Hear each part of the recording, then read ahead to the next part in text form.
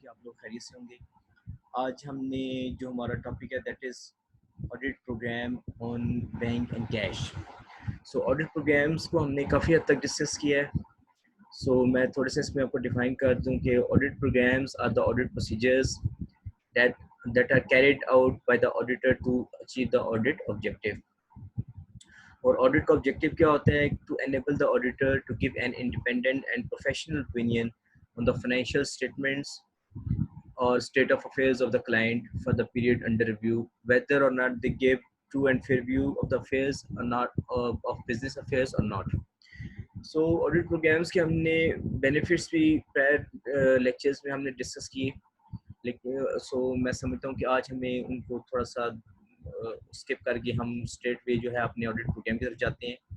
जो आज मैं अपने साथ स्क्रीन शेयर करता हूँ, इसमें आप देख सकते हैं आज का जो हमारा ऑडिट प्रोग्राम है ये है अपॉन बैंक एंड कैश। सही है। The primary audit procedures used in testing cash balances is confirmation. In order to test confirmation, auditors ask to companies bankers to verify the balance of the bank accounts directly. Responses are sent to solely to the auditors. चाहे आपके suppliers हों, चाहे आपके bankers हों, आप उनसे जो bank balances होते हैं आप उनसे क्या करते हैं? वेरीफाई कर सकते हैं। अगर आपके जो क्लाइंट है, ऐसे कि हमारा जो क्लाइंट है that is message ABC and company, और उसने अपने फाइनेंशियल स्टेटमेंट्स जिसका ईयर एंड हो रहा है 30 जून को, 30 जून फाइनेंशियल ईयर से 2019, और उसने क्लेम किया कि हमारे पास जो कैश या बैंक का जो बैलेंस है, बैंक बैलेंस है जो स्टैंड कर रहा है 30 जून को, दैट इज 10 मिलियन। अब 10 मिलियन एक मटेरियल अमाउंट है किसी भी ऑडिटर के लिए, किसी भी बिजनेस के लिए, बैंक के हेड में। तो ऑडिटर इसके ऊपर दो तरह से कंफर्मेशन कर सकता है। बैंकर्स जो बैंक कंफर्मेशन होती है ये दो किस्म की होती है, एक होती है पॉजिटिव कंफर्मेशन, एक होती है नेगेटिव कंफर्मेशन। ऑडिटर जो होता है वो क्लाइंट के लेटर हेड पे, क्लाइंट का जो बिजनेस का लेटर हेड होता है उसके ऊपर जो क्लाइंट के बैंकर्स होते हैं उनको रिक्वेस्ट करता है और उनसे कहा जाता है कि हमारे client message ABC and company ने 30 जून को अपने फाइनेंशियल स्टेटमेंट्स में जो बैंक बैलेंस है वो 10 मिलियन का या 10 मिलियन क्लेम किया है, तो आप हमें इसको वेरीफाई करते हैं। दो किस्म की कंफर्मेशन होती है, पॉजिटिव कंफर्मेशन और नेगेटिव कंफर्मेशन। पॉजिटिव कंफर्मेशन में ऑडिटर जो होता है वो ये डिजायर कर रहा होता है, वो चाहता है कि हमारा जो रेस्पोंडेंट है या जो बैंकर्स हैं जिनको हमने ये लेटर्स लिख रहे हैं वो हमें इसको डायरेक्टली रिस्पॉन्ड करें, अगर 10 मिलियन है तो इसको ओके कर दें कि ये बैलेंस सही है। अगर इसमें एक्यूरेसी नहीं है या कोई यहाँ पे कम अमाउंट है या ज्यादा अमाउंट है तो इसको रिपोर्ट करें। That is what positive confirmation. जबकि नेगेटिव कंफर्मेशन ये होती है कि अगर बैंकर उसको रिप्लाई कर देता है ऑडिटर की क्यूरी को, फाइन। अगर नहीं करता तो इट मीन्स कि जो बैलेंस आपके क्लाइंट ने क्लेम किए हैं या जिसके मुतालिक ऑडिटर ने इंक्वायर किया है बैंकर से वो सही है। That is what negative confirmation. So जो ऑडिट प्रोसीजर्स होते हैं, ऑब्टेन बैंक कंफर्मेशंस, यहाँ पे भी डिस्कस कर लिया। Check the maths of the bank reconciliation. Bank reconciliation जो होती है ये आपने अपने अर्लियर सेमेस्टर्स में इसको गो थ्रू किया होगा। बैंक रिकंसिलिएशन याद रखिए, हर माह के एंड पे जो होता है आपका क्लाइंट मंथली बनाता है। इसमें आपके पास बैंक बैलेंस जाते हैं, उसमें आपके अनप्रेजेंटेड चेक्स को ट्रीट किया जाता है, इसमें आपके अनकलेक्टेड चेक्स को ट्रीट किया जाता है, इसके अंदर एरर्स को डिस्कस एरर्स को अकाउंट फॉर किया जाता है, इसके अंदर बहुत सारी अदर इनकम्स या अदर एक्सपेंसेस को हम इसमें ट्रीट करते हैं। तो हमें उसकी मैथमेटिक्स जो है वो चेक करनी है। Then trace cheques shown as outstanding to the after date bank statements.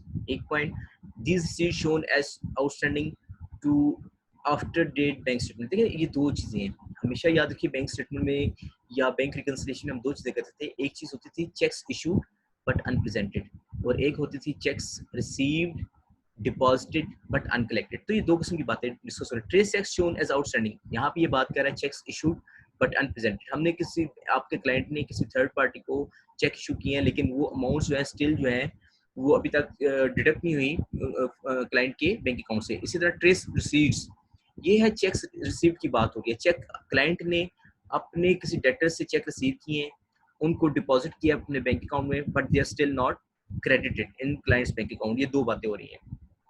Review previous bank reconciliation to ensure all amounts are cleared. अब हम वो ये इंश्योर करेगा कि जो सी के फाइनेंशियल 30 जून को क्लोज हुआ है ऑडिटर का, और सॉरी क्लाइंट का, तो अब ऑडिटर ने इसको वेरीफाई करना है कि वेदर जो 30 जून को बैलेंसेस शो हो रहे थे क्या वो जुलाई में जाके आगे क्लियर हो गए। देखिए 30 जून को ही तो ऑडिटर नहीं आ जाएगा ना ऑडिट करने के लिए, वो मे बी के जुलाई में आता है, वो मे बी के अगस्त में आता है। जो चेक्स जो है 30 जून को अनप्रेजेंटेड या अनकलेक्टेड अपीयर हो रहे होंगे बैंक रिकंसिलिएशन स्टेटमेंट क्लाइंट जो है क्लाइंट की, तो उसको वो रिव्यू करेगा कि वेदर वो जुलाई में या मे बी के इससे नेक्स्ट मंथ अगस्त में वो क्लियर हो गए हैं या क्रेडिट हो गए हैं या नहीं हो गए। obtain explanations for items in bank statements not in cash book and vice versa। हमारी बैंक स्टेटमेंट में कुछ आइटम्स ऐसी भी होती हैं जो कि हमारी कैश बुक में नहीं आ रही होती। कैश बुक में हम सिंपली क्या एंट्री कर देते हैं, कितना अमाउंट आया, किस क्लाइंट से अमाउंट आया, किस क्लाइंट्स को अमाउंट चला गया। लेकिन on the other hand bank account के अंदर आपके पास इंटरेस्ट एक्सपेंस भी आ रहा होगा और दूसरी तरफ आपकी अदर इनकम भी आ रही होगी। अगर आपको कोई प्रॉफिट क्रेडिट हुआ तो वो भी आपके पास आ रहा होगा। तो जो अदर एक्सपेंसेस या बैंक चार्जेस आप कह सकते हैं इसको, if they are charge by the bank, तो आपको उसको भी काउंट फॉर करना है। और अगर आपको कोई 6 मंथली बैंक से प्रॉफिट शुरू कर होते हैं 30 जून को और 31 दिसंबर को, तो अगर उन्होंने आपको कोई प्रॉफिट दिया है तो उसको भी आपने अपने इसमें अकाउंट फॉर करना होता है बैंक रिकंसिलिएशंस के अंदर। Verify balances on reconciliation to bank letter and cash book। Fine. scrutinize the cash book for unusual items। अब देखें जिस तरह बैंक स्टेटमेंट के अंदर कुछ unusual items हो सकती हैं, इस तरह हमारी कैश बुक के अंदर भी बहुत सी कुछ अनयूजुअल आइटम्स हो सकते हैं। लाइक कि हमने कोई ऑक्शन किया, उससे हमें कोई कैश रिसीट्स आई हैं, वो हमने चढ़ाई हैं, तो उसकी वजह से भी हमारी बैंक रिकंसिलिएशन में डिफरेंसेस आ सकते हैं। हम मूव करते हैं नेक्स्ट स्लाइड की तरफ। तो the audit of bank and cash will need to cover completeness, existence, right and obligation, accuracy, valuation and allocation and presentation। These are the financial statements assertions for verification of cash। अगर हम इसमें बात करते हैं existence की, sorry completeness की, तो हम इसमें ये देख सकते हैं कि कंप्लीटनेस में हमने ये इंश्योर करना होता है कि that no nothing a single receipt cash receipt is left unrecorded। हमारे पास अगर कोई रिसीट आई है, बैंक रिसीट आई है या कैश रिसीट आई है, तो वो अनरिकॉर्डेड नहीं है। एग्जिस्टेंस, अगर हम एग्जिस्टेंस की बात करें तो cash as reflected in the financial statement is actually existing at 30 June 2019 से, if it is financial year 2019। हम ये देखेंगे कि जो कैश या बैंक का बैलेंस हमने क्लेम किया है क्लाइंट ने, क्या हुआ कि वो 30 जून को स्टैंड कर रहा है या नहीं कर रहा है। फिर हम इसमें बात करेंगे ओनरशिप की। फिर हमने इस चीज़ को वेरीफाई करना है कि जो क्लाइंट ने बैंक बैलेंस क्लेम किया है 30 जून को, क्या वो वाकई ओनरशिप बैंक की है। ऐसा ना हो कि वो बैंक जो है वो बिजनेस बैंक अकाउंट ना हो। देखिए business and the businessman are two different entities, ठीक है। तो ऐसा नहीं हो सकता कि आप अपने इंडिविजुअल अकाउंट का बैलेंस भी आप अपने बिजनेस में शो कर रहे हो, नहीं, वहाँ पे ऐसा नहीं होगा। तो हमने ये वेरीफाई करना है कि जो क्लाइंट ने फाइनेंशियल स्टेटमेंट के अंदर बैंक बैलेंस शो किया है कहीं वो इंडिविजुअल अकाउंट का तो नहीं, वो that should be of business account. सही है। Accuracy, cash and bank reflected on bank reconciliation statement are accurate. अगर हमने बैंक रिकंसिलिएशन स्टेटमेंट के अंदर जो भी कैश एंड बैंक की रिसीट्स या पेमेंट्स हमने रिफ्लेक्ट किए हैं वो एक्यूरेट होनी चाहिए। कट ऑफ, हमने ये देखना है कि तमाम की तमाम रिसीट्स हैं या पेमेंट्स हैं इधर ऑन अकाउंट ऑफ कैश हैं या बैंक है, क्या वो रेलेवेंट पीरियड्स के अंदर आपने उसको मेंशन किया है या नहीं किया है। प्रेजेंटेशंस एंड डिस्क्लोजर्स, हमने ये देखना है कि जो कैश का बैलेंस है उस और उसके अलावा जो अगर हमें कोई अदर इनकम आई है, जैसे हमने अभी थोड़ी देर पहले डिस्कस किया कि अगर आपका जो बैंक अकाउंट है उसके ऊपर बैंक जो है 2 टाइम प्रॉफिट देता है, 30 जून के बाद देता है, 30 जून को जो 6 मंथली एंड होते हैं उस पर देता है और 31 दिसंबर को देता है। तो हमने ये देखना है कि जो कैश की एंट्रीज हैं या जो एक अदर इनकम की एंट्रीज हैं, क्या वो बैंक ने उसको अकाउंट फॉर किया है, सॉरी क्लाइंट ने उसको अकाउंट फॉर किया है या नहीं किया है। हम इसको थोड़ा सा प्रोसीड करते हैं। If cash balance at the client are material then the auditor may decide to attend a cash account। Remember, आजकल के बिजनेस में, आजकल जो बिजनेस का कल्चर चल रहा है उसमें कैश की कोई बहुत कम जो है वो परसेंटेज होती है। मतलब कैश में डीलिंग करना, कैश रिसीट करना या कैश पेमेंट करना जो है वो एक अच्छा वो कल्चर नहीं है, इसको अवॉइड किया जाता है। हाँ, छोटी-मोटी जो डिस्बर्समेंट होती हैं, जैसे कि पेटी आइटम्स के लिए होगी, मिसलेनियस आइटम्स के लिए होगी, डे टू डे एक्सपेंस कोई छोटे मोटे हो गए तो उसके लिए ये अलाउड होता है, लेकिन इस कोई भी पेमेंट अगर 10,000 से ऊपर की होगी तो वो थ्रू ग्रॉस चेक होगी। सो अगर आपके पास कैश, हम अभी बैंक की बात नहीं कर रहे हैं, हम कैश की बात कर रहे हैं, physical cash. Cash is, remember, cash is always a material item. इसके अमाउंट, इसकी क्वांटिटी पे नहीं जाना, थोड़ा भी है तब भी ये मटेरियल है किसी भी ऑडिटर के पॉइंट ऑफ व्यू से। So if cash balances at the client are material, then the auditor may decide to attend a cash count. तब उसको एट द एंड ऑफ 30 जून को उसको देखना होता है कि जितना कैश आपने उसको कैश काउंट करना है।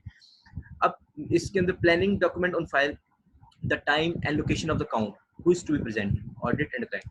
अब आप जो ऑडिट प्लानिंग करेंगे, आप उसमें देखेंगे कि आपने कैश काउंट किस वक्त करना है, ऑडिट की तरफ से कौन सा नुमाइंदा होगा और आपके क्लाइंट की तरफ से कौन सा नुमाइंदा होगा। Inspect the cash book to ensure it is written up to date. अब आपने देखना कि कैश बुक आपने क्या अप टू डेट है।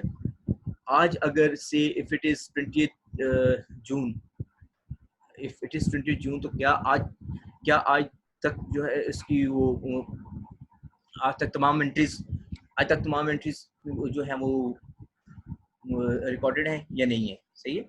उसके बाद ड्यूरिंग द कैश काउंट आपने दो तीन बातों का ख्याल रखना है कि count cash balance is held in front of official responsible. अब आपने जब भी कैश काउंट करना है, अपने क्लाइंट के जिम्मेदार अफसर के सामने करना है। The auditor should never be left alone with the cash. और क्लाइंट को भी चाहिए कि वो कैश के साथ कभी भी ऑडिटर को अलग से ना छोड़े, ठीक है। Confirm cash balances agree with the financial statement. आपने ये देखना कि जितना भी कैश बैलेंस है, आपने देखना कि जितना भी कैश बैलेंस है दैट वो एग्री कर रहा है उसके साथ, फाइनेंशियल स्टेटमेंट के साथ। आफ्टर द कैश काउंट हमने दो तीन चीजों का ख्याल रखना होता है। हमने दो तीन ensure that certificates of each cash in hand are obtained as appropriate. जितना भी कैश इन हैंड है वो एप्रोप्रिएट है एज पर बैंक स्टेटमेंट के साथ मैच कर रहा है। Ensure unbanked cheques are subsequently banked. जो पहले अनकलेक्टेड चेक्स थे, क्या वो सब्सिक्वेंटली बैंक हो गए हैं और बैंक स्टेटमेंट के साथ वो रिफ्लेक्ट हो रहे हैं।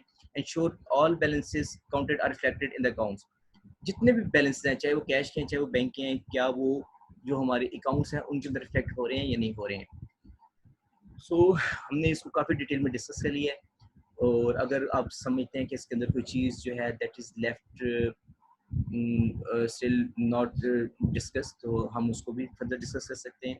क्वेश्चन आंसर सेशंस में मैं अपने आपके क्वेश्चंस को वेलकम करूँगा और इंशाल्लाह जो है हमारा ये हेड जो है आज क्लोज होता है, audit program bank and cash. मैं आपके क्वेश्चंस का मुंतज़िर हूँ। बहुत शुक्रिया, अपना ख्याल रखिएगा। Thank you very much students. Allah हाफिज़।